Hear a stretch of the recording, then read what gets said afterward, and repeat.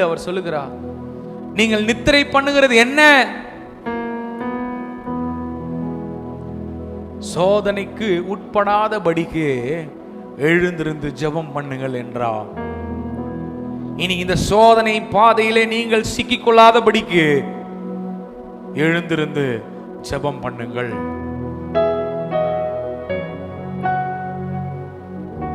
இனி ஆண்டவர் உங்களை எழுப்புகிறார். சூழ்நிலையை பார்த்து போராடி கொண்டிருக்கிற அருமையான சகோதரனே, சகோதரியே,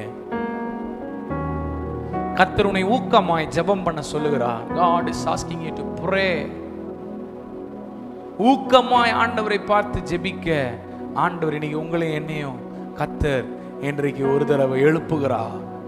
கர்த்தர் உங்களை என்னையும் ஒரு தடவை இந்த சூழ்நிலையை மேற்கொள்வதற்கு, இந்த சோதனை காலத்திலிருந்து நாம் தப்பிப்பதற்கு எழுந்திருந்து ஜெபம் பண்ணுங்கள் என்று